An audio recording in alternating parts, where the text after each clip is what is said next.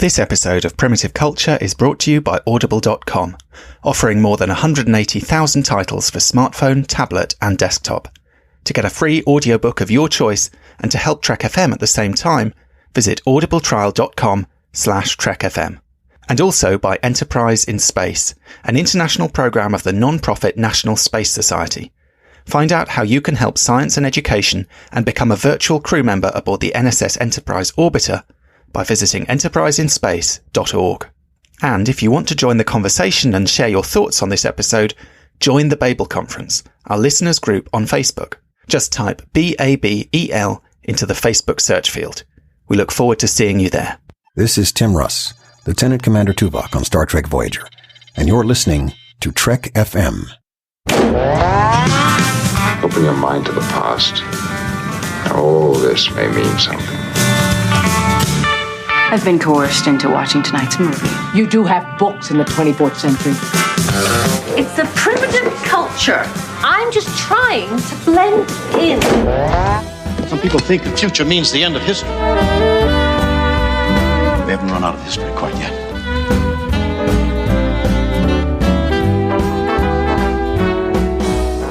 Hello and welcome to Primitive Culture, a Trek FM podcast about our history, our culture, and how Star Trek relates to it. I'm Duncan Barrett, and today I'm joined by Tony Black. How are you, Tony? I'm good, thanks, Duncan. Yeah, I'm vaccinated up and I'm ready to roll.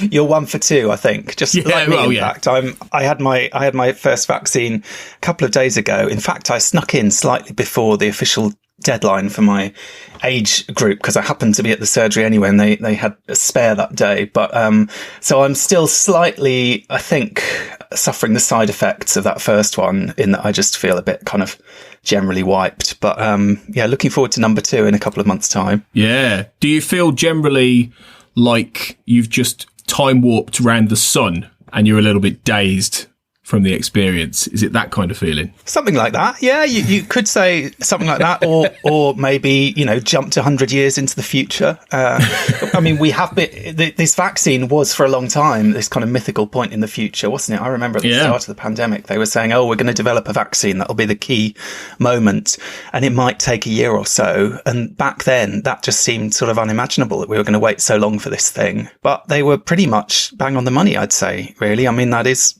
sort of roughly the timescale we're kind of working to. Yeah, I mean, it's good to have it, even if it does have the odd side effect. It's sort of a sense that things are kind of gradually getting back to normal, isn't it? Yeah, it's nice. It's nice. Let's fingers crossed it continues that way, for sure. I know these could be famous last words. Yeah. But we'll see. Yeah. You've got a new book out. Is that right? Is your book out officially? I've got an advance copy from you, but is it on the shelves? It's out now. Or is it only on the it's out in paperback as well as, because I know sometimes the ebooks come out earlier these days. Yeah, the ebook came out earlier in April, or to the very end of March, but it is out, in paperback now. Star Trek History and Us, reflections of the past and present of the Star Trek franchise. Yeah, it is basically Primitive Culture, the book. Essentially, I said it in the foreword. I've said it to you. It wouldn't exist without this podcast. So I just took a lot of the conversations we've had and listened to a lot of the episodes that we've done and a few other things around it, and I put it into a book. So it was extremely fun to write during the first pandemic lockdown where, we were all terrified and we were all waiting for that vaccine. And I just thought, okay, I'm going to write this book now. So it wasn't all bad. That's true. Yeah, well, you had a productive lockdown. I mean, I have to say I didn't have a very productive lockdown. The last year feels like a bit of a, talking about these, like, the time travel blur, feels like a bit of a blur. And frankly, we were just saying before we started recording, when did we last do one of these? I had no idea. I mean, I've said this before, I think. It feels like in the last year or so, time has just sort of lost its meaning somehow, I suppose, because the usual ways that we kind of measure it in some ways have, in many cases, fallen by the wayside. But Very exciting. Anyway, congratulations. This is book 2 for you, I think. We will certainly have a dedicated episode of Primitive Culture to talk about your book in the near future. Lovely. Thank but you. I just thought I'd mention it for any listeners who want to get hold of a copy in the meantime. And even, send in some questions. If you've got questions for Tony, having read the book, then drop us a line. And when we come back, probably the next time we record to talk about it, I will put them to him. Lovely. Yeah. in my sort of interviewer style. Excellent. But yeah, we're not talking about that today. Today we are talking about a 1979 film, the directing debut of Nicholas Meyer, who obviously had a very big impact on the Star Trek franchise.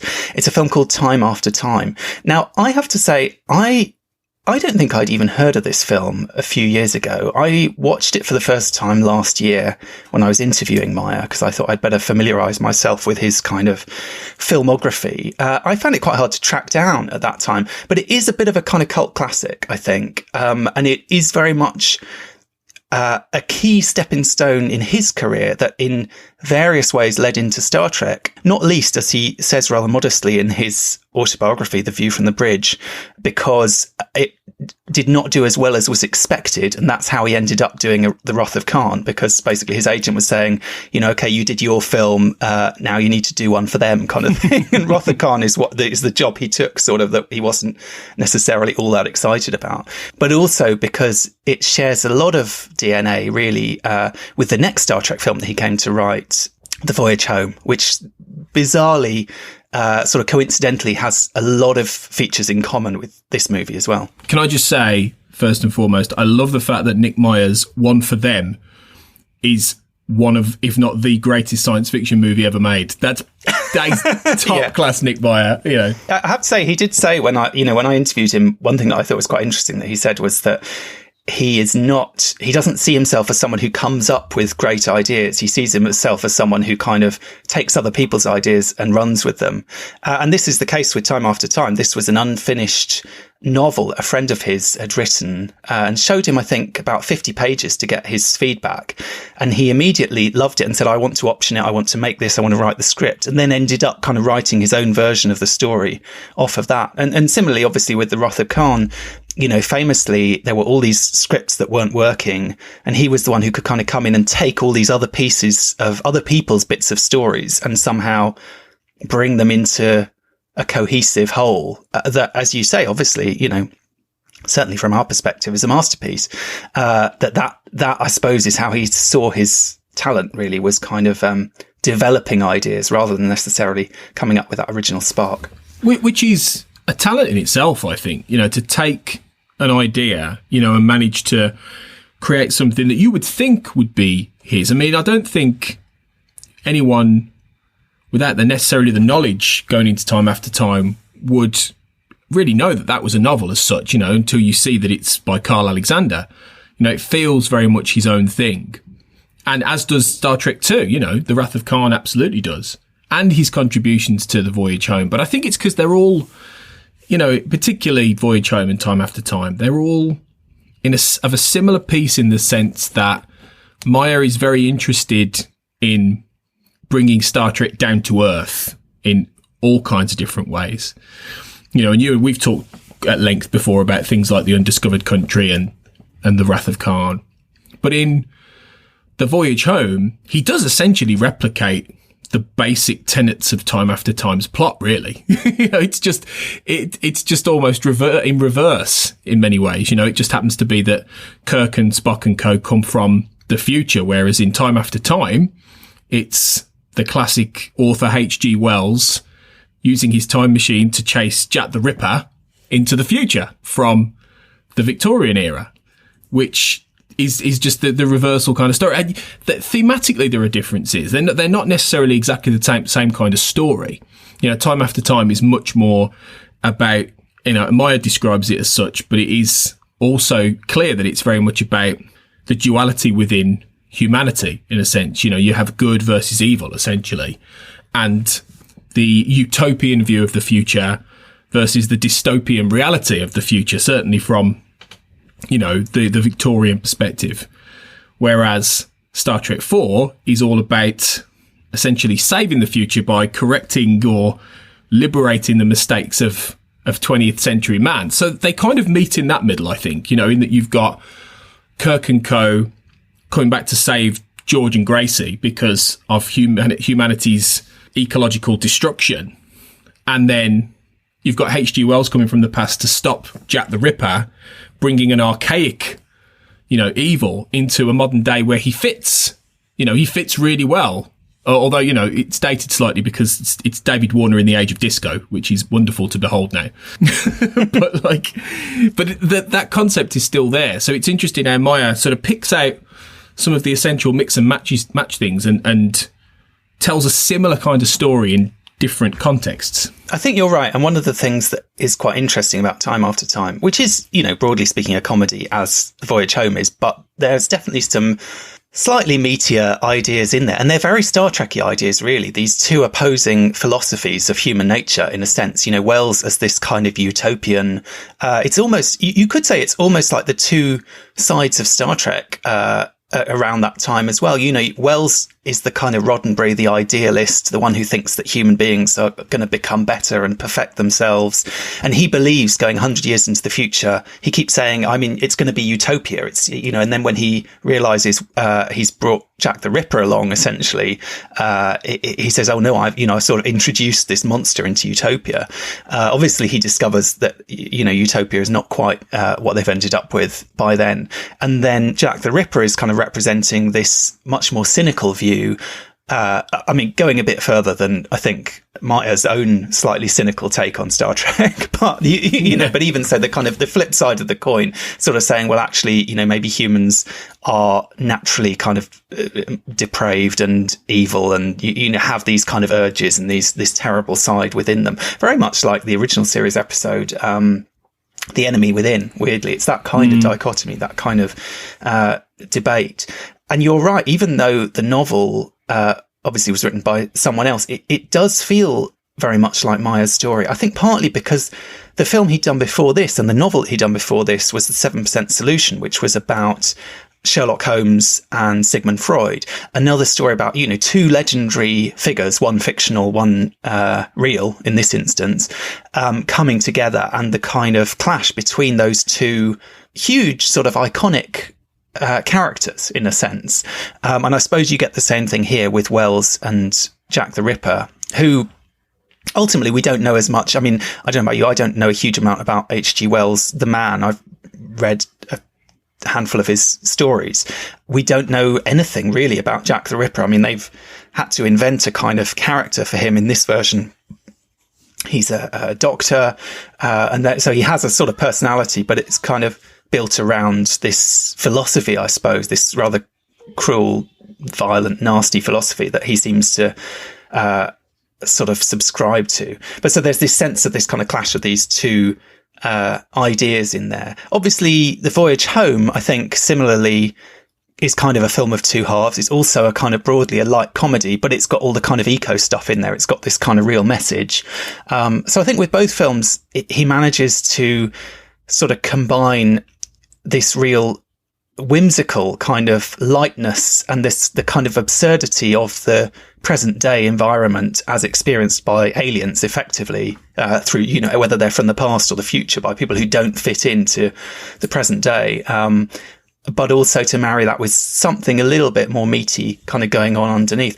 And weirdly, of course, there's the bizarre, coincidence that both these films not only take place in the present day, whether it's 1979 or 1980, whatever it is, 3 or 4, whenever Voyage Home takes place, but they both take place in exactly the same place, San Francisco. And Meyer, in fact, when he was brought in to work on Star Trek 4, very much as had been the case with Star Trek 2, where there was this kind of crisis and the scripts weren't working and they didn't know what to do, they brought him in. There's quite a funny section in his autobiography where he talks about it, and he says, the executive or whoever calls him in and says, "Nicky, we have an emergency. Can you come over here right away?" Like to the studio. He goes there. She says, "We're 4 weeks away from starting prep and we need a whole new script. We want to keep the central story, but start over with the screenplay. Can you help us?" So basically he's kind of summoned again to save the day, because they know they've the same thing has happened again, that they've kind of screwed up and this story's run away with itself, and they are about to start filming and they actually don't have a script. And so they tell him the story and he kind of says, oh no, not San Francisco. You know, I literally just made a film about, well, a few years ago now, but you know, I made a film about time travelers in San Francisco. Can't we do it somewhere else? And he tries to persuade them that they could do it in Paris. And they argue, no, it has to be San Francisco because that's where Starfleet is based. And it's very important that that's the kind of location of Star Trek in some way. And then Meyer, in his slightly cynical way, says that, you know, he can't help thinking that it had a bit more to do with the budget and the fact that filming in Paris was going to be a lot more expensive. But anyway, in the end, he agreed. He obviously lost that battle and agreed to write the film, even though it was going to be treading familiar ground in some ways. I'd like to just revisit a couple of the things we covered there, actually. I mean, firstly, the 7% solution and the Holmes and Freud thing, which is, in a sense, he does repeat that in a way, in that, like you said, Jack the Ripper, in this, John Leslie Stevenson is the character's name, played by David Warner, who is a fictional character, but he's essentially an amalgam or a play on a lot of the genuine long-time theories about Jack the Ripper's identity over the years. You know, there are equal theories that he was either a royal at the time, if you go into the conspiracy law, or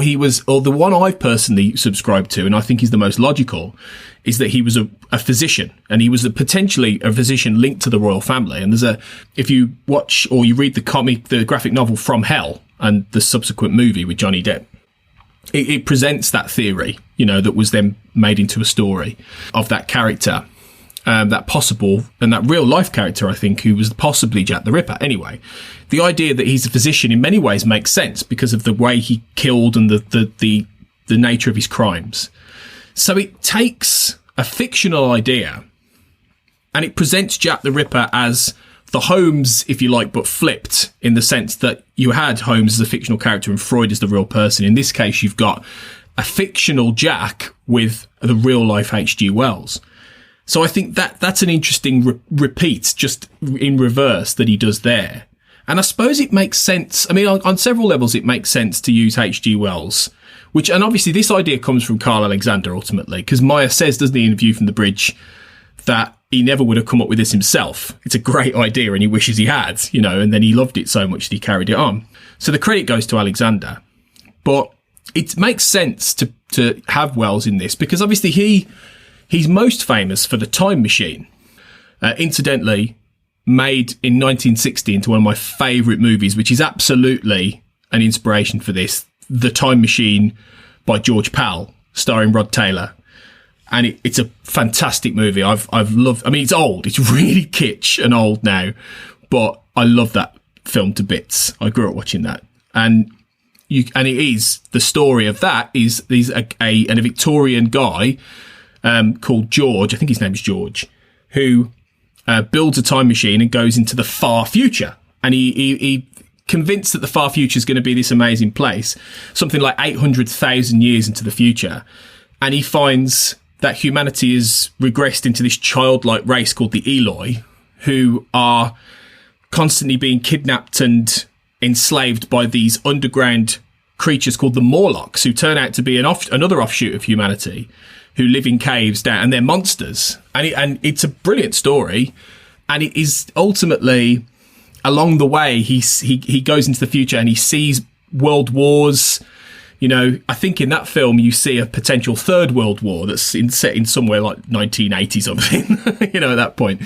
So there is a lot in that story about this futurism that Wells was fascinated in.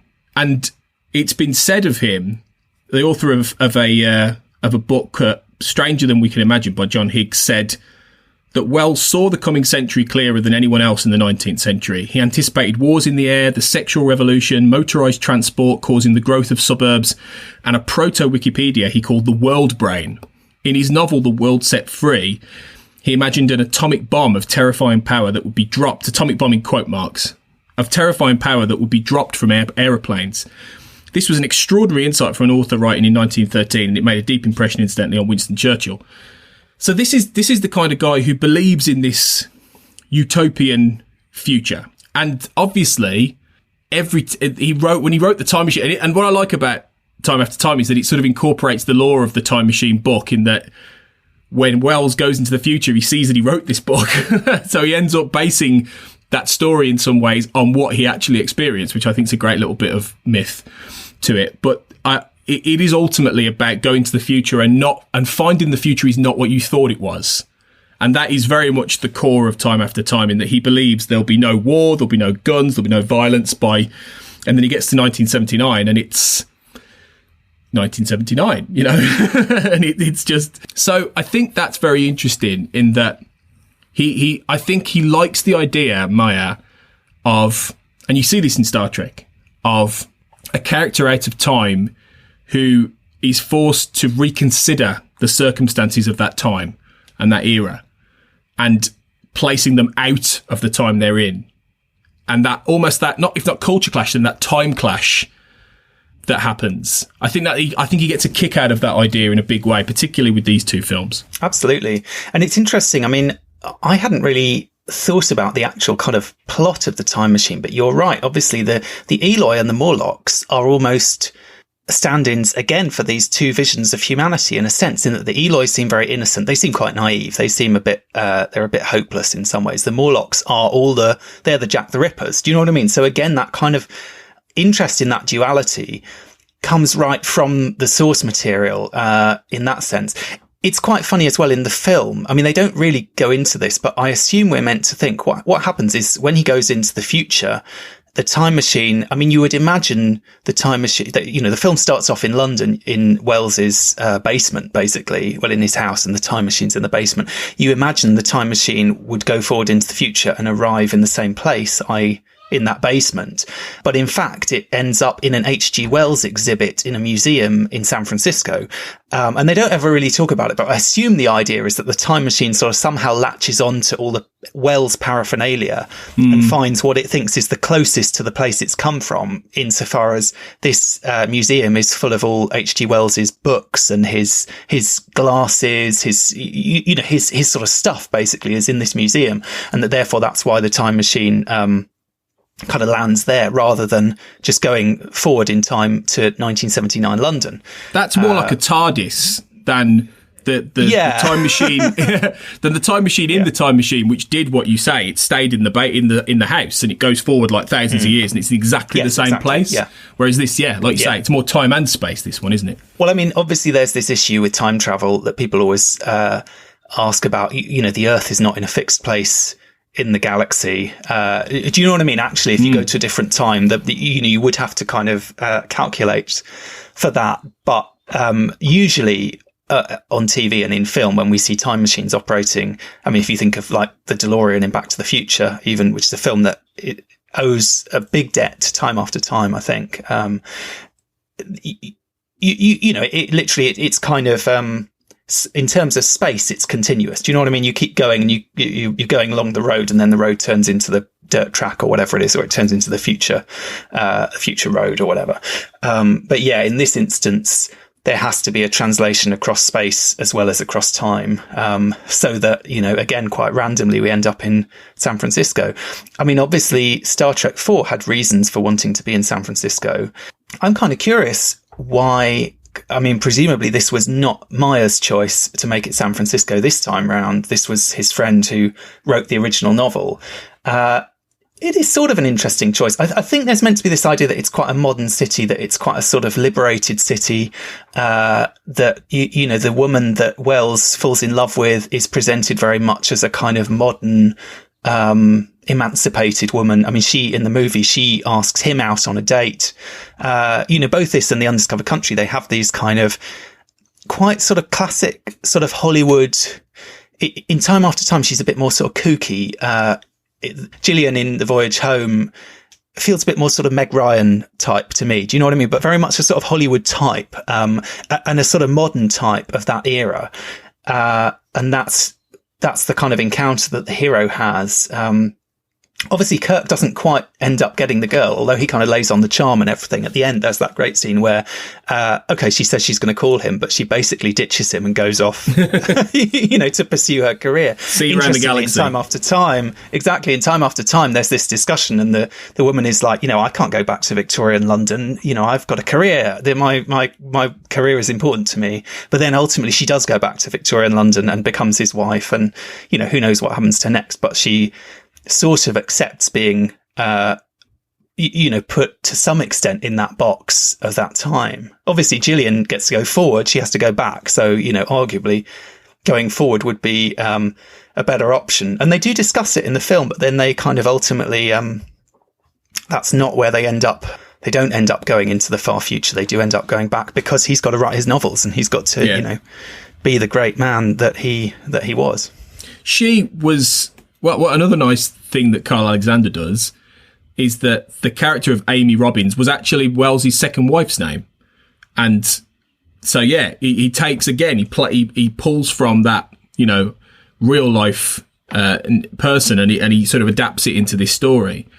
But yeah, it is interesting how, in Time After Time, he is all about going into the future. He wants all the people around him, all the boorish Victorians are like, this is poppycock, Wells, and all when they see his time machine, they say, oh, well, you go into the past, surely you're going to see this. And he's like, no, I want to see what happens next. I want to see, which makes sense from, the Victorian era perspective, I think, in many ways, especially given that Wells politically was very liberal minded. He was a socialist ultimately, a member of the Fabian Society, and he was all about equality, human rights, sexual, liberation. He would have loved the 60s, I think, Wells. I think he'd have had a great time. And he was quite forward thinking and progressive, within reason for his day. And I think that's what you see in the character of Wells here. It's interesting how Meyer likes to play with this idea of this woman who is prepared to leave everything behind.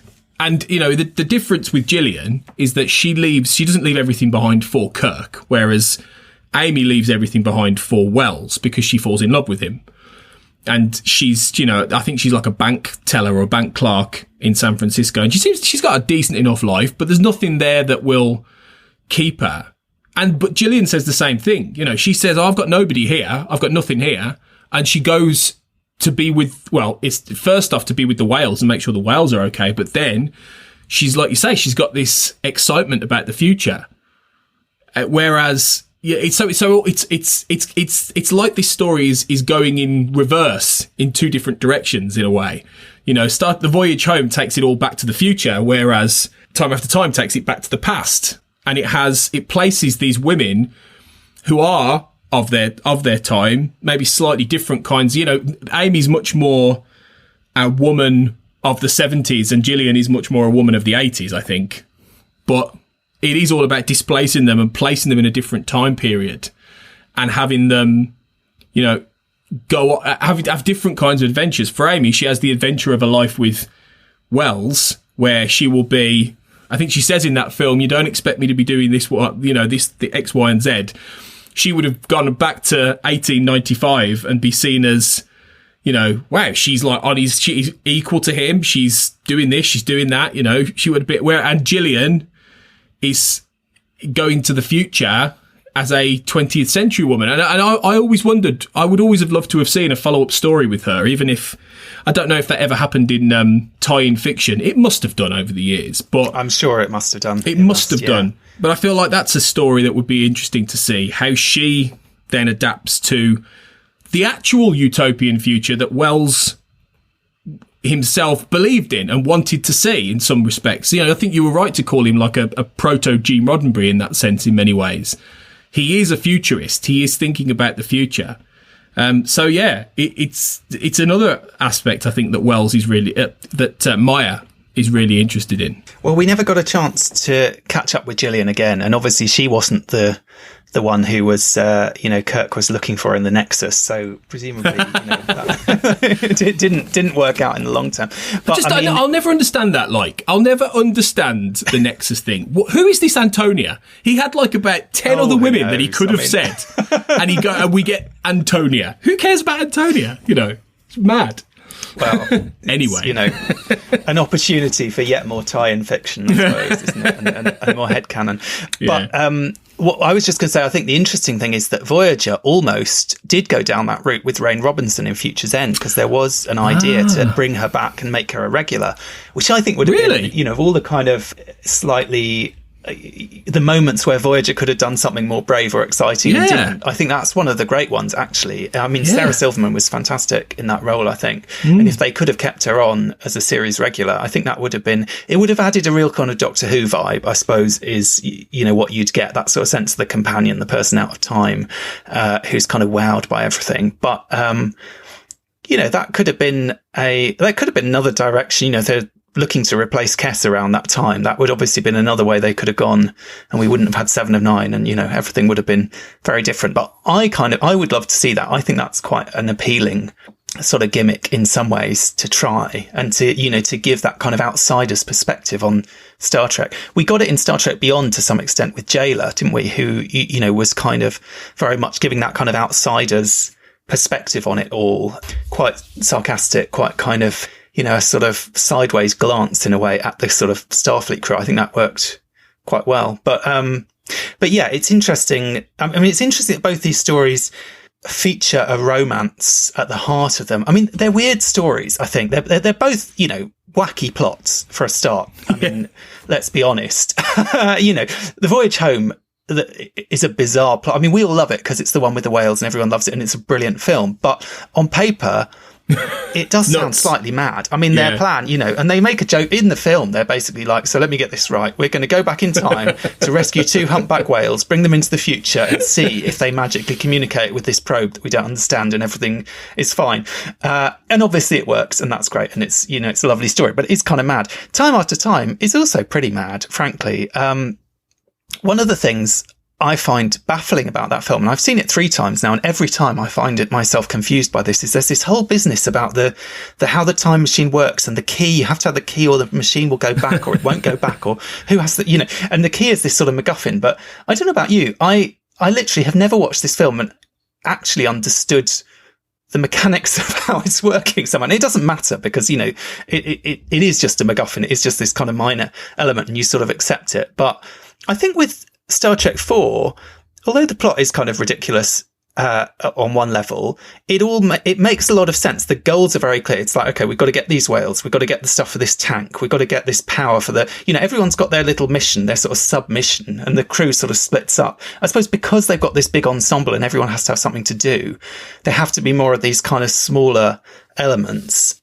I mean, I don't know about you. I know you're a big fan of Time After Time. I enjoy it a lot. I think it's a good film. It's not, to me, a sort of all-time classic the way The Voyage Home is. I have a few sort of issues with it. And maybe part of it is the fact that The Voyage Home, they have very clearly defined sort of mission, whereas Time After Time, it has this weird thing of, is it just this fish out of water falling in love? And the romance seems quite central to it. Whereas I suppose in The Voyage Home, the romance is kind of not exactly a subplot, but it's not a romantic comedy. Okay, it sort of plays like a romantic comedy in some ways, but ultimately there is a sort of action adventure story that's propelling things forward. Time After Time is a bit weird. What is propelling it forward? Is it him falling in love with this girl? Is it him trying to catch Jack the Ripper? Is it Jack the Ripper trying to catch him? Do you know what I mean? It's a slightly odd, I suppose you could tell the story without the Jack the Ripper stuff, and it would be a sort of quirky, whimsical, sweet little sci-fi film, and then somehow he'd managed to get home again. But they put this villain in, which sort of upsets the apple cart of the light, frothy comedy, because it makes the film very dark. I mean, Jack the Ripper, we could come on to talk about the whole, Ripper and Ripperology and the sort of, why people are so fascinated with Jack the Ripper. But, the fact is he's a horrific serial killer. And as much as you can kind of turn him into a literary character, Which in a way, I think it does work. You know, when you were saying about Holmes as the literary character meeting Freud, the historical character, I think in some ways Jack the Ripper is basically a real life person who has become a sort of fictional character in a sense, because we know so little about him, he has to be fictionalized. And arguably Sherlock Holmes is a fictional character who has become real because on some level people sort of believe that he did exist, and you know, people go to Baker Street and try and find this house that doesn't exist and so on. And I think there's something about him that he seems to exist outside of fiction almost. He's kind of slightly transcended that. I think for me the biggest problem with the film is that the Ripper makes it too dark at times for it to be a kind of light comedy. I mean, the first scene of this film is really nasty. It's this sinister, sort of chilling scene where he murders a prostitute in London, and he plays this kind of horrible, sinister music on this kind of music box. I mean, this is like nothing that you would see in Star Trek. Do you know what I mean? It's really kind of gruesome. Later on, there's a scene where we see a severed hand because, you know, the kooky love interest's best friend has been brutally murdered by him. I mean, we see him kind of murdering or about to murder various women throughout the film. I don't know. For me, that's the element that sits slightly uncomfortably. It's like it's this jolly, happy romp, and yet the kind of the obstacle is this awful, terrifying guy going around killing women, and it feels like a weird mismatch. Do you know what I mean? Like the Ripper stuff could be a sort of contemporary, you know, police thriller or something where they're trying to catch Jack the Ripper in the present day, but trying to marry that with a comedy, for me, it feels a bit awkward. What Star Trek 4 does is it dispenses with the villain. You know, there is no villain in that film, really. There's the probe, but the probe, you know, is totally, you know, it has no personality. It has no kind of, we know nothing about it. It's just a sort of mystery that's cool. It's effectively a kind of natural phenomenon almost, the way it kind of plays out with the, you know, the storms and so on. The only villains, in a sense, are those whalers right at the end, and we see them for about 2 minutes and then they turn around and run away. And I think in some ways that's the masterstroke of that film is, you know, Leonard Nimoy was very keen on the fact that there are no shots fired in the whole, you know, there are a few guns, but no one shoots anyone. There's no act of violence, basically, in the course of that film.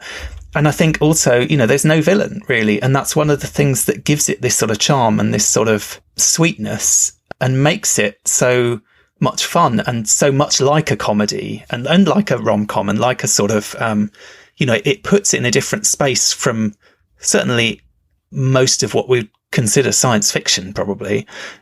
Maybe it does put it slightly in a similar realm to Back to the Future. I mean, Back to the Future does sort of have villains, but it's not, you know, not in a kind of sci-fi. You know, most Star Trek films, there's like a big bad, if you know what I mean, almost like a kind of Bond villain type villain, isn't there? Obviously with Khan, we got that in a big way.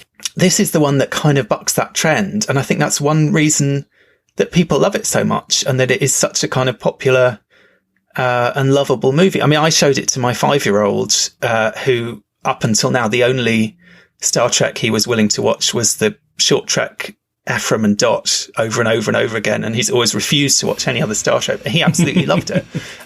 So you know, that's kind of it's the kind of film that can work for almost all ages. I think anyone would enjoy it. Massive hit in Russia, apparently, weirdly, biggest Star Trek film in Russia. I don't know. So for me, I think that as much as these two films, they share a lot in common, The Voyage Home is the one that absolutely nails it, and it sort of shows up some of the awkward issues of Time After Time. And maybe it's partly just that Time After Time feels more dated, and it feels more, you know, it is a directorial debut. It is a little bit clunky in some ways. But I'm kind of curious, you know, I only saw this film for the first time less than a year ago. I get the impression you were a fan of this going back for a while. So what's your sort of history with Time After Time? When did you first see it? Well, I don't think it was when I was super young. I don't think it was a vast amount of time ago. I think it was maybe about 10 years ago. But I remember reading the novel first, actually. I remember reading the novel first because I'm a big, I've probably mentioned it before on this podcast, but I'm a big sucker for time travel stories generally. So I love all that kind of stuff.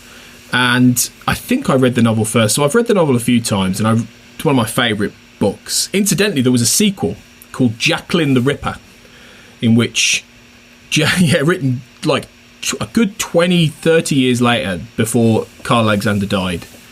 And It's not as good, but it's about Jack the Ripper's child, Jacqueline, who ends up in the future and causing all kinds of trouble. But I think the book is a little better than the movie, simply because it's given the space to explore what I think Time After Time does struggle with. Because I think your points are absolutely valid there. I think it does have a tonal imbalance. It does essentially begin and end with Jack as the threat, and then it sort of forgets about him for a lot of the middle, while HG and Amy are falling in love, and he's in San Francisco and all that kind of stuff. And it does become much more of a romantic comedy. So it is strange. But what I would counter with an argument that I feel like you need to have Jack in this story, because he provides, and this is what I think the book manages to pull off, he provides that existential terror of man. And I think this is essentially, if there is a villain in Star Trek 4, the villain is man. And I think Spock says something along these lines as well at some point, when he's talking about how man has, destroyed ecology at this point of time and all this kind of thing. And I think that's essentially what Meyer's getting at. Jack, I think, represents the dark side of man more than he does a character. And, it's a credit to David Warner, because David Warner is just an amazing actor. As I know you and I both love him. He's a great... In fact, did I mention this to him when we saw him at Destination Star Trek? Can you remember? Because I keep thinking, did I actually ask him about Time After Time? Because I've got a memory that I did. I know I asked him a question, but I can't remember if it was about this film. I have a feeling you might have done, and I don't think I'd seen it at that point. No. So my memory is hazy, because I have a sort of vague memory of you asking a question that I didn't understand. But sadly, if you don't remember what it was, and you don't remember what his answer was, I was going to say, I can help you with that one. Yeah, I've got no idea. I think you did, and I think he was quite pleased that someone remembered that film, and and it may well be. I don't know whether this was like. I mean, we think of David Warner and Malcolm McDowell, for what it's worth, as classic villain actors. I mean, both they are two of the all-time best Star Trek villains. With Gul Madred for Warner and Soren in Generations, who I think even if you don't love Generations, I think is a great villain and a great performance. Yeah. And I think the two of them absolutely. And the script. I mean, I do think Meyer's script is fun and funny, and there's a lot of great moments in there. But the two of them are really what sell the film. I mean, they're both brilliant. Warner, obviously, we know can play sinister and villainous. But I wonder whether this was kind of the start of that, because this must be quite early in his career. And he hadn't started off playing villains. I mean, we know he played Hamlet very famously on stage in England. And then at some point, it feels like he's got a little bit typecast in these kind of slightly sinister, villainous roles. Malcolm McDowell was already well known for playing villains, and the studio, I think, had to be convinced that he could play the hero. But he is actually wonderful in this film. He's so sweet and lovely, and kind of, he is a bit of an innocent. He is a bit of, I think, comparing it to the Voyage Home, there's almost, with the two of them, you can't help thinking Kirk is a bit more like the Ripper in a sense. Yeah. He's a bit more savvy. He's a bit more cynical. He starts swearing straight away. I mean, he doesn't always get it right, but he's sort of adapting. Dumbass on you. The kind of exactly. Spock is the kind of H.G. Wells who is like totally clueless and innocent and kind of naive and just doesn't get it. But Malcolm McDowell, is fantastic at playing that kind of awe and wonder. Staring up at the sky as an aeroplane goes past. He goes to McDonald's and he's obsessed with the sort of Formica table and just sort of entranced by everything. Really. And I think, I feel like, I'm not sure I've ever seen him play a nice guy, basically, but he does it brilliantly. He plays this character who is very likable, but also interesting. Not bland. He's an interesting guy, but he's very much a sort of, he's the hero. He's not the villain. But I think the two of them are absolutely what kind of holds that film together. These two brilliant performances of, on either side, as well as, the love interest, Amy. For me, I just found her a little bit too kooky. And I think it's interesting. Meyer says she was very much not what he'd imagined when he wrote the script, which is an interesting element. But there's no denying they have good chemistry, and they ended up getting married. So it obviously worked out for the two of them. And, the romance, I think in both these films, the romance works well. There's a lot of charm. There's a lot of there is a lot of chemistry. There's a kind of, there's a real sort of appeal to that. And that is important to kind of sell those relationships. I still feel like time after time, it feels more like I can see why it's a cult film. Do you know what I mean? I can see why it's sort of, it surprises me a little bit in Meyer's book that he says basically they thought he'd made a terrible film, and then the test audiences loved it, and they were like, oh, okay. Obviously, someone from the studio literally ripped up his notes and said, sorry, I got it wrong. And then they opened it big, and it kind of didn't flop exactly, but it didn't really perform how they were expecting. So it's kind of an interesting one, whether it works with audiences or, what sort of an audience is it that loves this film, and what sort of an audience is it that just slightly, I mean, like I say, I like it. I just don't love it. Yeah, and I think that was probably the prevailing feeling at the time in many ways, and I think it's not carried through with the same level of consciousness than some other films around that era did. Certainly in the science fiction realm or the romantic realm, it is a cult film, and I think it's because Meyer refused to sort of give in to certain things either. They wanted a pop soundtrack to sort of go with the age of disco, and he said, no, I want Miklos Rozsa, who did like Ben-Hur and El Cid, who was considered, I think Meyer describes him as passé at that point, in 1979. This was towards the end of his career.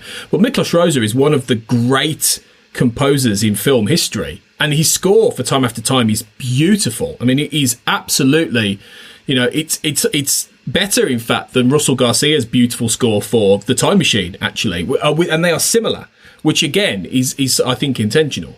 So there are lots of touches to this that he wants to try and evoke, and it's Meyer to a T. He's a filmmaker and a writer very much with one foot in the past. He has an encyclopedic knowledge of film history. He's very much got his mind in classic romances. And he's writing these kind of things. His mind is probably on things. Well, I think he was talking about how his mind was on stuff from like the 40s. You can imagine him thinking of something like Casablanca, even though they're very different stories.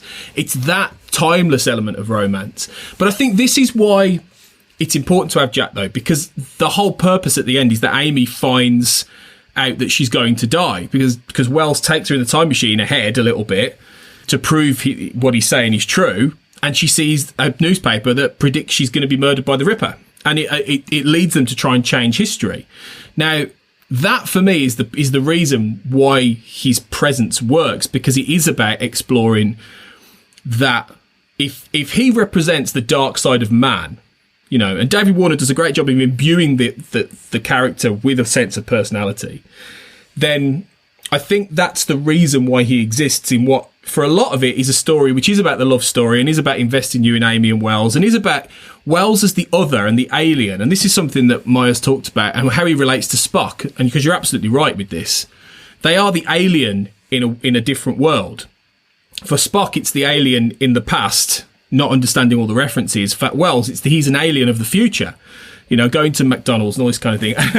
And back in the day, I used to write scripts for fun. And I tried my hand at adapting Time After Time again for a modern day movie.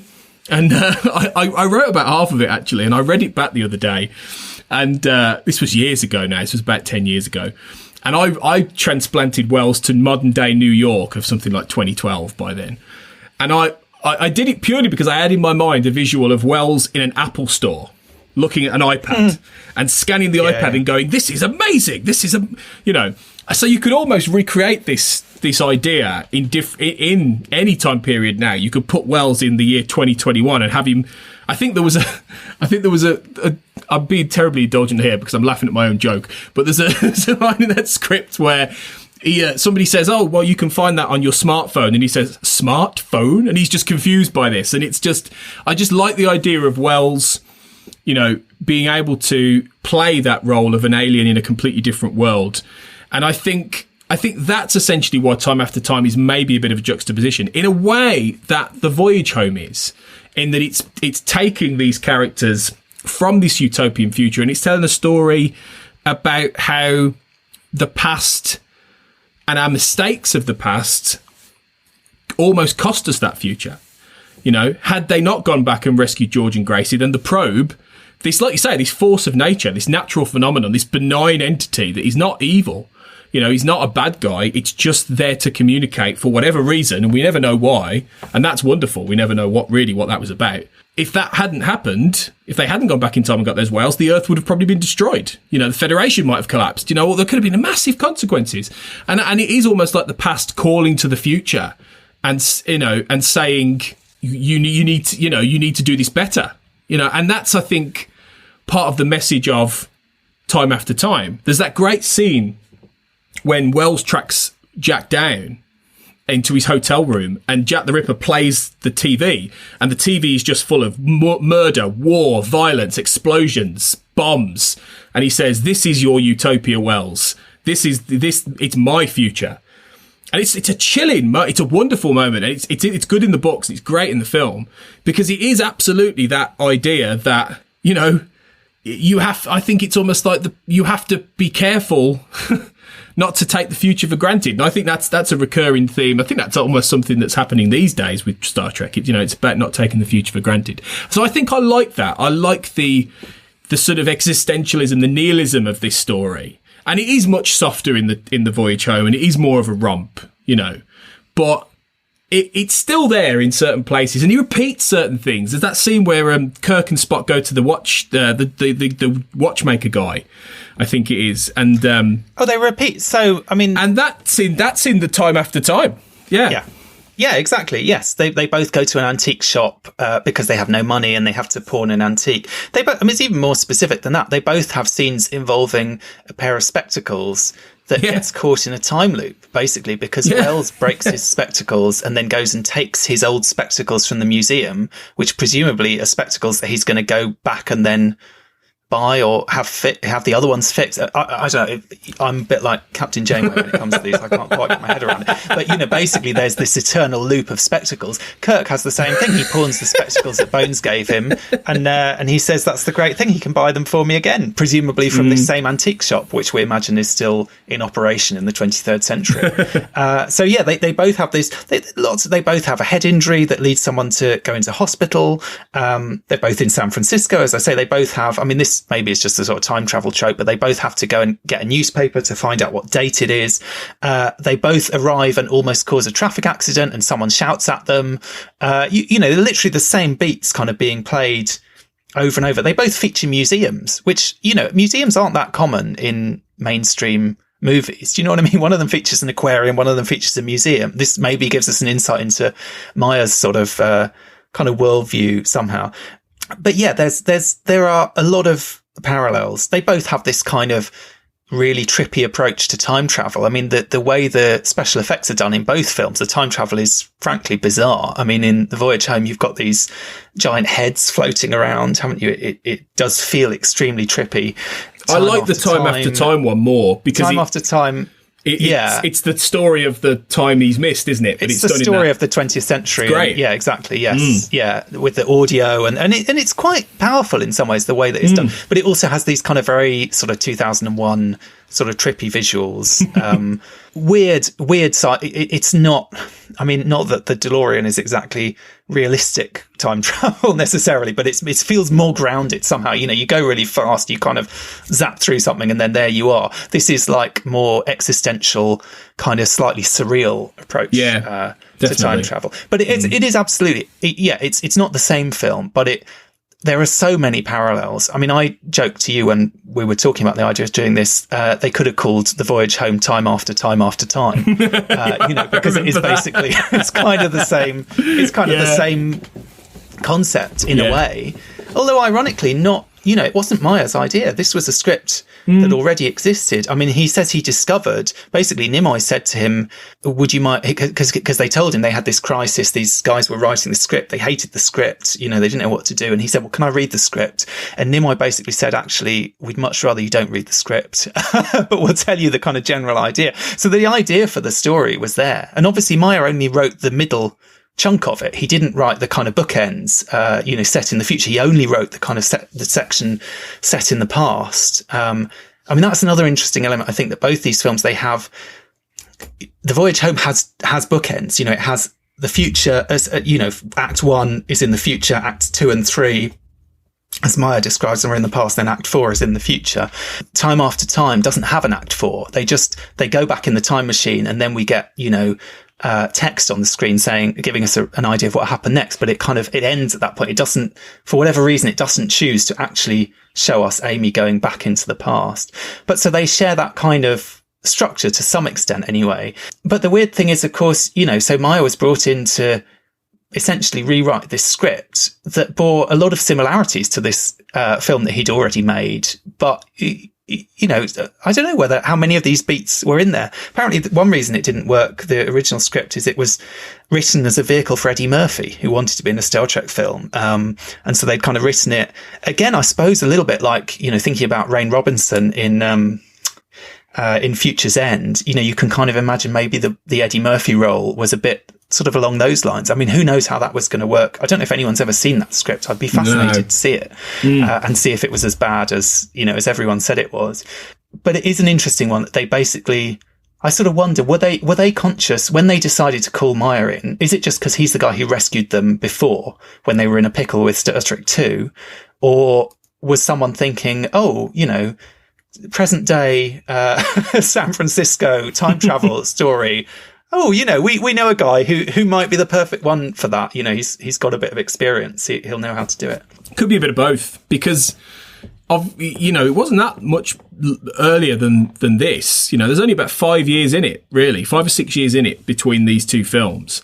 So, Time After Time would have been better remembered then than it is now, probably. So, yeah, I think it's a bit of both. I think it's probably more so that he wrote The Wrath of Khan and he was, credited with that era, really, of transforming that era. But it probably was in the mind's eye, and I think they just knew that he had a real knack for that humanizing of Star Trek and being able to write convincing. I mean, the way he writes those scenes in The Voyage Home are just wonderful, because he finds the characters, he places those characters beautifully in that time period, and he pulls out for all of them these little moments and these little things that make them seem, they're all clearly alien, quote unquote, to that time period.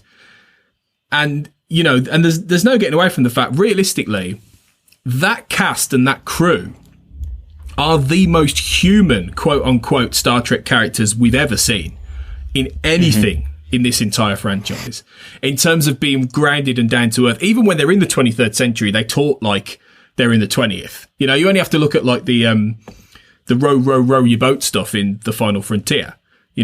That they could be in 1988 doing that. Not like 22 whatever. It's like, that they bring by the nature of the way they play those parts, they bring that humanity to it. And I think Meyer had a real skill of being able to place all of these ideas, all of these tropes, all of these juxtaposition of past and future, and the themes that Nimoy wanted to get in there, and make it entertaining, and not make it polemic, not make it preachy, and that's what he does with Time After Time. Time After Time is an adventure. It's a romp. It is tonally all over the place at points. It is quite dark, as you can imagine with a Jack the Ripper in there. But it is ultimately more of a story, more of a romantic adventure than it is a preachy polemic on the power, the meaning of utopia and man's inhumanity to man and man's self-destruction. He finds a way to get to these weighty themes because he's a super intelligent man, very literate, as you know. I mean, you know him, you've spoken to him, and he does it in such an accessible way that I think that's why The Voyage Home is beloved, and why Time After Time. I think it's funny. I put on Twitter that I'd watched it, and I had so many people suddenly starting to go, "Oh, that film's great! I love that film. That film is, and it's one of those that when people remember it, they go, "Oh, actually, there's a lot to love in that movie." So I think that's the skill of what he does and why both of these films work, even though they approach the same things in somewhat slightly different ways. There is a lot to love in it. Yeah, I mean, I don't mean to sound too hard on it. I absolutely see why people have a lot of fondness for it. And I can imagine it's the kind of film as well, if you saw it, late one night where you didn't really know what to expect, and it was just on TV. Do you know what I mean? Like, and at the right kind of age, you would probably think it was amazing, and you can see why it would become a sort of cult classic. Incidentally, apparently, because I looked this up, I always assumed it was connected to the song Time After Time. Oh yeah, but there's no connection, because the song was some years later, and the song was just that the lyric came from this movie happened to be on that week on TV. Oh, right. And the title was in the TV guide. And so that's how it works its way into the lyric and into the title of the song. But anyway, I can sort of imagine, you know, in that kind of, you know, you and I, sort of growing up when we did before the age of, and I guess it's all different for kids these days, but, you know, when you would just kind of happen upon slightly random films that you'd never heard of, this would be the kind of one that would stay with you, you know, that you would remember. And it is a lot of fun. As I say, it's got great performances. It's got a good script. It's got a lot going for it. Even if in some ways I do feel that maybe the whole doesn't quite hang together quite as well as The Voyage Home. I mean, you could say, you know, The Voyage Home is almost, yes, it's repeating a lot of stuff. It's also kind of a second draft of the same ideas in some ways. And Meyer actually talks about how some elements that didn't work in Time After Time, he managed to kind of perfect in The Voyage Home. So, for example, there was a joke that he'd written and that was filmed, I think, for Time After Time and then got cut, about Wells encountering a guy playing contemporary music on a ghetto blaster, basically, but he couldn't quite make it work. And he had this joke about it was a Chinese guy, and then he made some joke about Oriental music, and it was all just too complicated.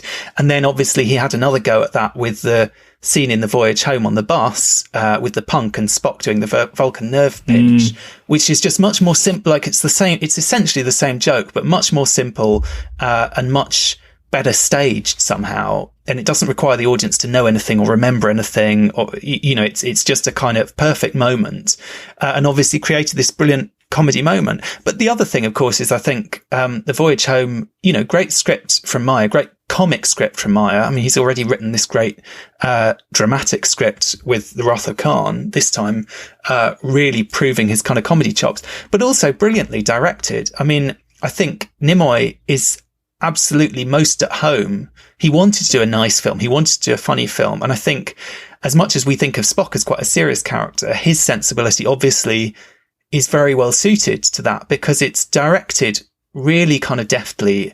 It's very clever the way it's done. I mean, even things like the use of extras, the use of, you know, the kind of walk-on characters who have one or two lines.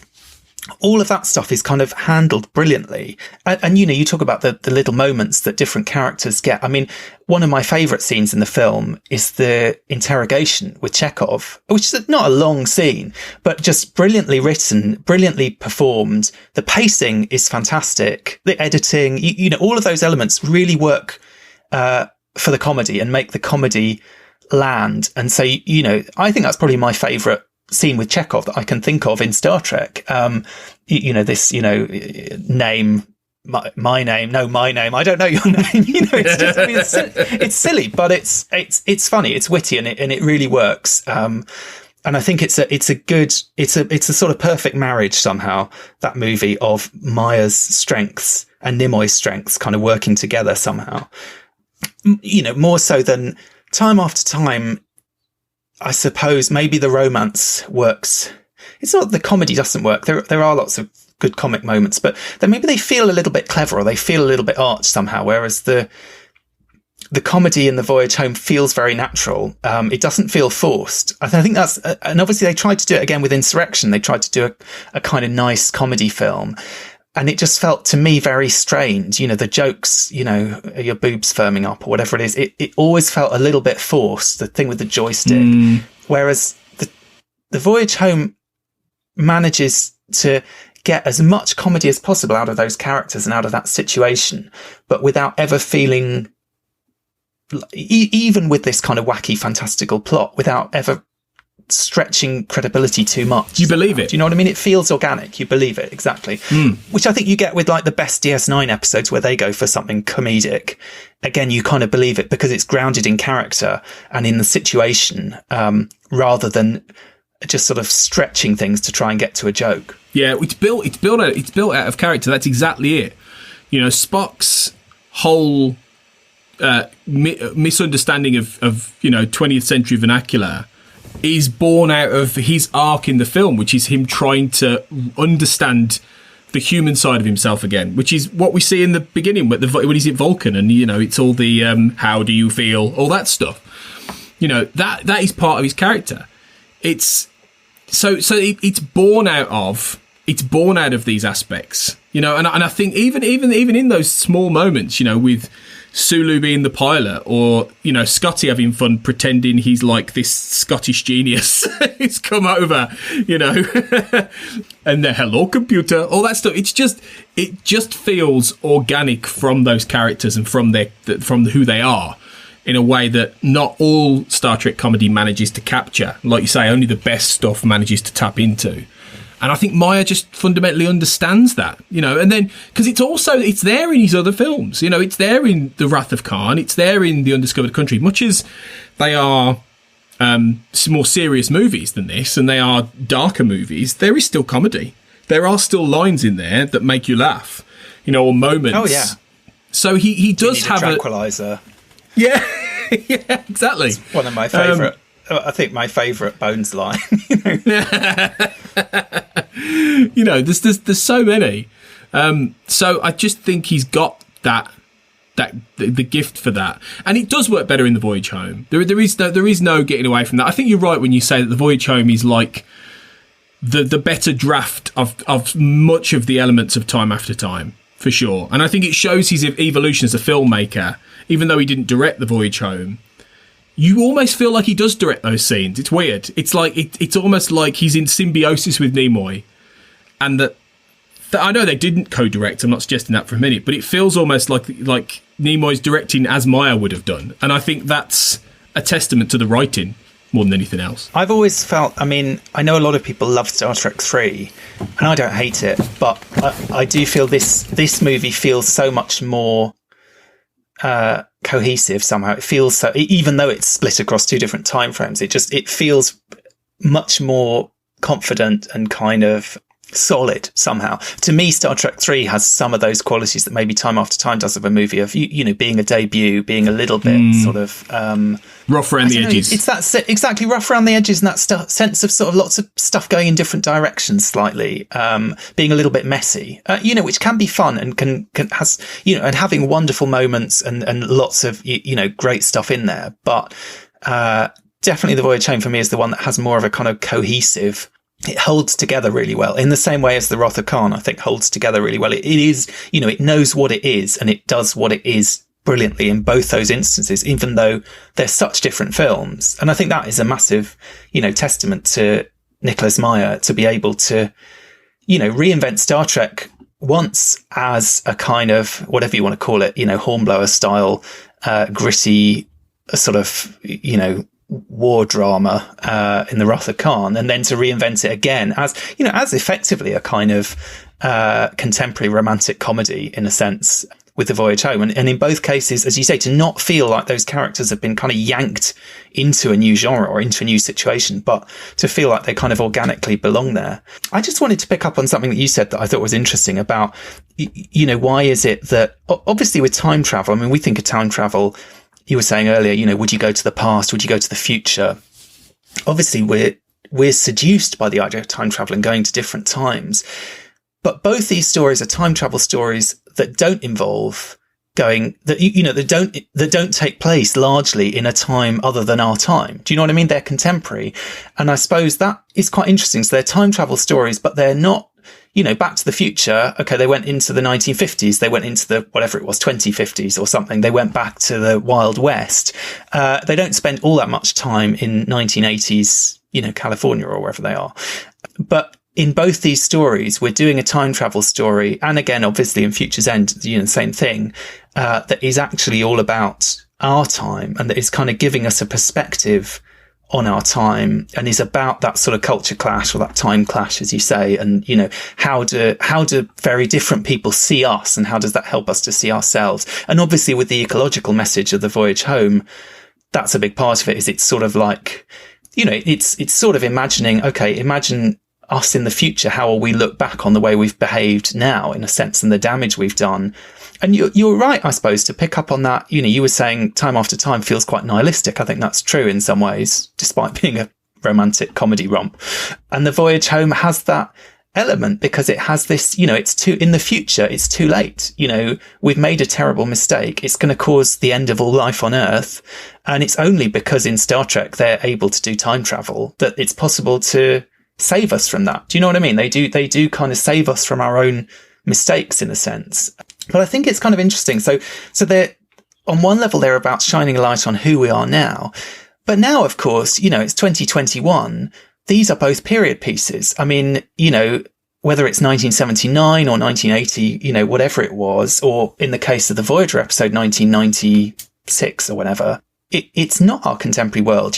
Part of the pleasure is also seeing the old hairstyles. It's kind of, for us, it's the sort of, it's a period drama, effectively. And I was kind of struck by this watching it with my son, who, for me, well, certainly the Voyager one, I was kind of watching, when that was broadcast. I remember the 90s, and all that stuff is kind of familiar to me, if in a sort of nostalgic way. The 80s, I remember, though less well. I mean, Time After Time is a bit before my time. But, I was having to say to him, because I think I may have said to him, they're going to go back in time to our time or something. And then I sort of realised, well, for him, it's not our time. So I said, they're going back in time to when Mummy and Daddy were little. But to him, that's probably just as alien as, like, for us going back to the Second World War is. Do you know what I mean? And then he was saying to me at one point, he said, are they back in Star Trek time now? Or, so it's like they're these kind of arbitrary time periods, and one of them isn't necessarily any more familiar or kind of real than the other. Do you know what I mean? So I think there's that interesting element of it that we're coming at it from kind of a third time period. And in some ways, maybe part of the problem with Time After Time for me is it does feel much more dated, weirdly, than The Voyage Home, insofar as there are these kind of moments. Well, there are moments in the script that I think just wouldn't fly today. There's a joke, which I think is a bit uncomfortable, where Wells is kind of saying, this woman who's very forward, and this, sort of emancipated woman who's asked him out on a date and so on, is basically trying to encourage him to sleep with her. And he keeps sort of saying, are you sure about this? I'm not, I guess thinking in this sort of Victorian way, is he corrupting her or something? And she says, my God, Herbert, I'm practically raping you. Which I think is like a dodgy enough line from our perspective now. But the fact that it then literally cuts immediately to Jack the Ripper in the red light district looking for a prostitute to kill.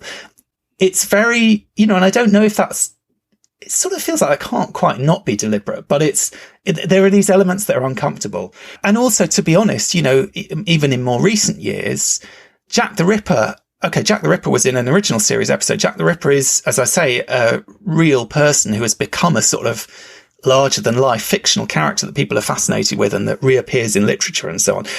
But there is also this sort of question these days of, why are we so obsessed with this guy? What is it about that we're kind of fixated, that you can go on Ripper tours, you can go to a Ripper museum, that people get this sort of thrill out of, whether it's about trying to solve the case, whether it's about the sort of fascination with this man, that he is almost not celebrated exactly, but, and I don't know if it's exactly glamorized, but he is kind of put on a weird sort of pedestal as a monster, but as a sort of fascinating and important figure. And there was a big sort of debate around this a couple of years ago. I don't know whether you've read Hallie Rubenhold's book, The Five, but this was a book where... No, I know of it. It's a really interesting book. And she basically, what she did was she investigated the lives of the victims of Jack the Ripper. And so she wrote this book, which, tells you essentially as much as could be ascertained about them, including the fact that in many cases they weren't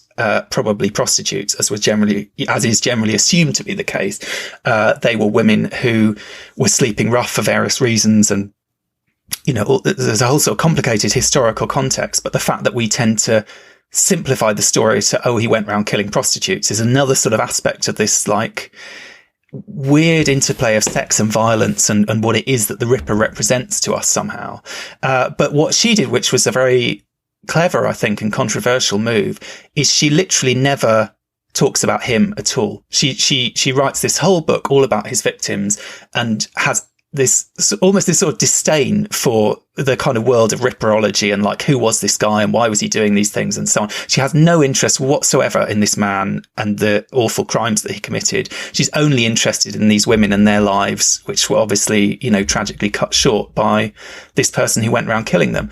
And it's a very bold thing to do, I think, to basically sort of reclaim these stories. And it's something that now we see, you know, whenever there are stories of, women who are murdered by men. And it happened recently with Sarah Everard, the young woman who was murdered just a couple of months ago. This sort of move to say, I mean, it's quite a sort of politicized thing to sort of say, let's not talk about the killer. You know, don't give the killer the benefit of attention and publicity and so on. Focus on the victim and their life and, you know, who they were and kind of celebrate that to some extent, and mourn them and so on. But basically, you know, don't let this man, not only take away these women's lives, but sort of take away their stories in a sense and make from their deaths himself into this kind of, larger than life figure. So I think that's another reason why in some ways it would be harder now to tell a story where Jack the Ripper was a main character, even as the villain, than it was, you know, maybe in 1979, obviously a very different, time. And we, you know, those kind of moves hadn't been made, but we've sort of, you know, we're sort of coming to the time. I think the Ripper Museum might have closed down recently as well, where that kind of slightly ghoulish fascination with the Ripper as this historical character has become a little bit more uncomfortable, and we're kind of questioning that a little bit more. Yeah, it's very interesting. We've cancelled him, basically. The Ripper's been, you know, cancelled finally. Duncan, he's been consequenced. This is what I keep saying. Yeah, well, definitely. Well, I mean, if anyone deserves consequencing, then it's going to be him, isn't it? But, I always say that cancel culture doesn't exist, consequence culture exists. And finally, consequence culture is catching up to Jack. I think it's very interesting what you're saying. I think I can totally see why that, in a way, dates time after time, because it does kind of trivialise him in a way. You know, it turns him into this science fiction villain. Steals a time machine, goes off to the future. Yeah, okay. He ends up lost in eternity, you know, presumably suffering a kind of forever death, you know, in some sort of quasi time space or whatever. But, you know, it wants to punish him at the end. Don't get me wrong. But ultimately, it is a bit salacious in that it sort of ports the Ripper into this age of disco where he goes on slaying, and it is turning him into that. And you know, and lots of shows did that in the past. Lots of TV shows. You know, Babylon 5 did it. You know, there was an episode of Babylon 5 which updated Jack the Ripper into sort of like an alien inquisitor guy, and it's a fascinating episode of television. But it does place him in a different context, and it almost leads you to forget that whoever this guy was, he was a brutal, sadistic maniac, you know, and so you're right. I think it is. We are at a point now where, you know, I was going to say, you know, maybe this film would be right for an update, but would it? And if you did it, would you do it differently? Would you not have it be Jack the Ripper? You know, would you have it be a different kind of story? You know, it does make you wonder. And so I think yes. I think it's good that that's happening, but at the same time, I feel like there is still a fascination with murder and killers. Look at true crime. Look at how that's exploded in the last 5 years. But it does also feel like they're deconstructing them more. It's less about let's salivate over the pictures of all these dead people and, you know, talk about the mystery of him. It's more about unpicking all of these horrible killers and figuring out who they were without necessarily being too lascivious.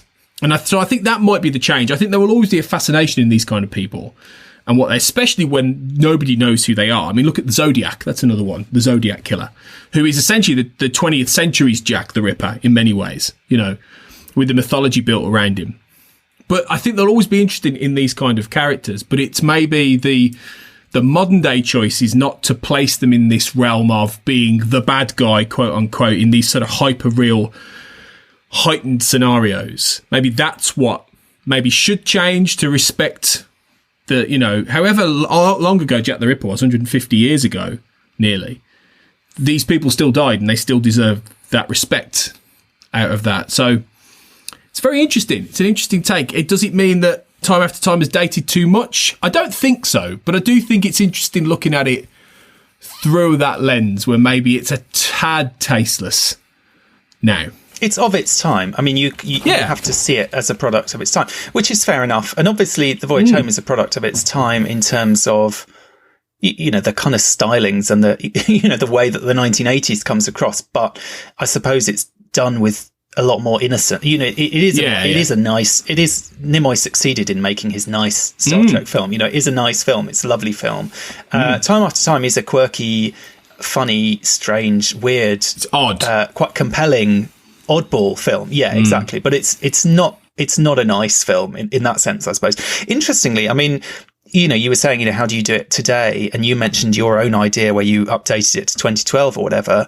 There was a few years ago. I mean, I haven't seen it. I don't know whether any of our listeners have seen it. There was an attempt to remake Time After Time in 2017 as a TV series. Now, I don't know because I haven't seen it. I've just looked it up on Wikipedia and there's not a huge amount about it. But interestingly, it was developed by Kevin Williamson, who I think was the screenwriter of Scream. And like loads of kind of slasher. The Faculty and story. I know what you did last summer, all that which stuff. Which suggests to me the vibe might be less of the kind of quirky romantic comedy fish out of water and more leaning into the kind of Ripper side of it, which again, I mean that's only, whatever, 4 years ago, and maybe things have moved on a bit in those 4 years, but I can I suppose maybe that's part of it. I'm not saying you can't tell a story with Jack the Ripper necessarily, but maybe there's a way of doing it and taking that a bit more seriously and taking the kind of murder a bit more seriously. I sort of feel like in Time After Time, the murders are both quite horrific and yet almost incidental to the plot and kind of, do you know what I mean? And there's this sort of sense of, so he has this kind of angst about, oh gosh, I've allowed Jack the Ripper to be let loose on the 1970s. But at the same time, he really doesn't do much about it until it's his own girlfriend who is in danger of being murdered, and then it turns out her friend. There's this weird sense, again, the sort of darkness of this film. I mean, like, oh great, it's fine, it's all right, she wasn't murdered. It's only her best friend who's been brutally murdered and hacked to pieces, and we sort of forget about that. And she doesn't, I mean, she's a bit upset about it, but it's like, I mean, I don't know. And this is a comedy, but it's a weird, I don't know. I do think it's a weird mixture. And I'd be interested to see it. My guess is that the more recent TV series goes down the kind of dark, gritty sort of, the kind of crime, exactly the kind of true, not true crime, but, down that kind of line rather than down the comedy line. I think it's hard to marry those two things together. And yes, you're right. Obviously people love crime stories and people are obsessed with them. And I'm, as capable as anyone else of getting sucked into the latest detective drama or whatever. And they can be very gruesome and quite horrible at times. But, I do think sometimes in Time After Time, the kind of proximity of the light humour to the really nasty stuff sometimes feels a little bit uncomfortable, certainly for, modern tastes. But, I think it's definitely worth seeing. I mean, if only, as I say, for these two, fantastic Star Trek guest stars, to see them in these two roles kind of playing off against each other brilliantly, I think. I would absolutely recommend it. You can get it. I mean, I bought it on Blu-ray from Warner Brothers.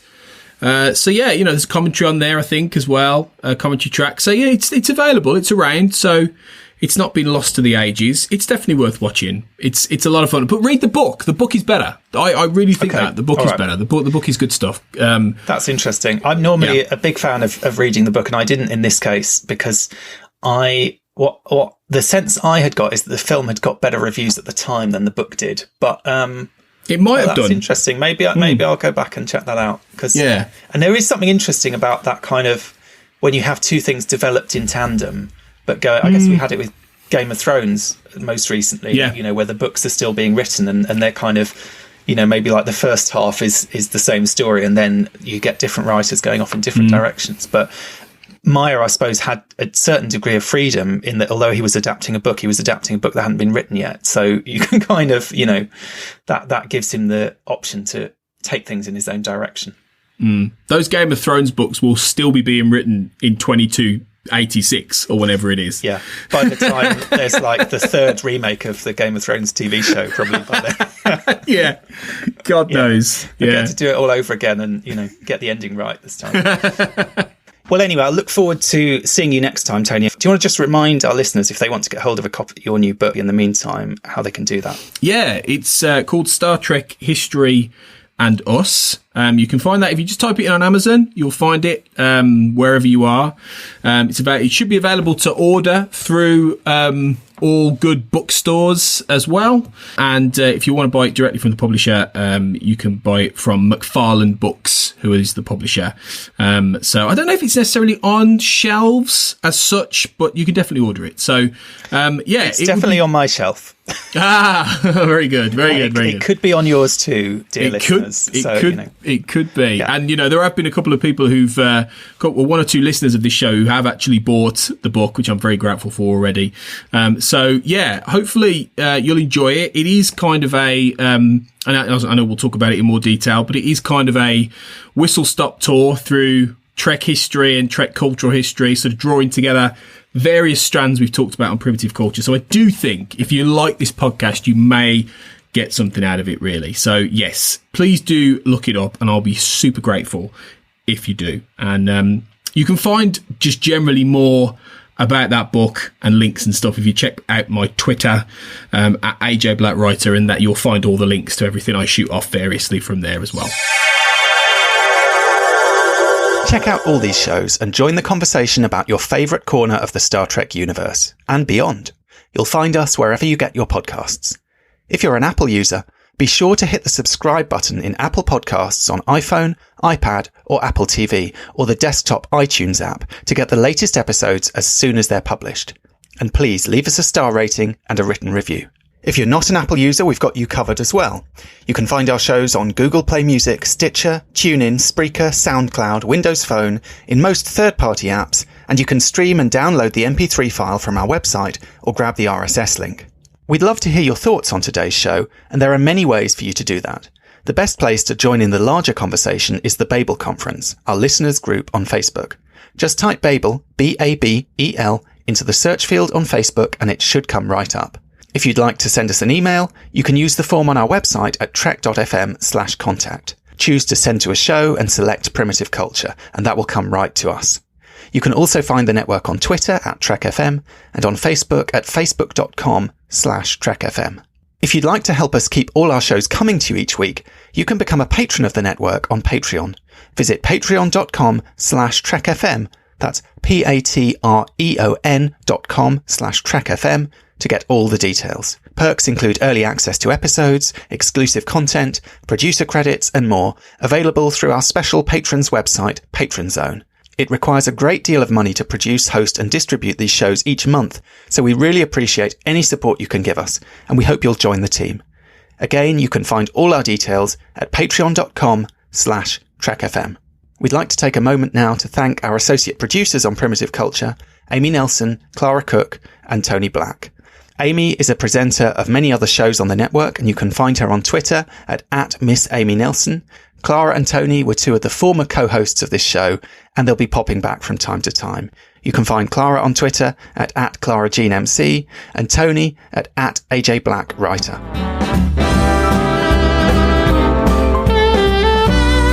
You're blended, all right.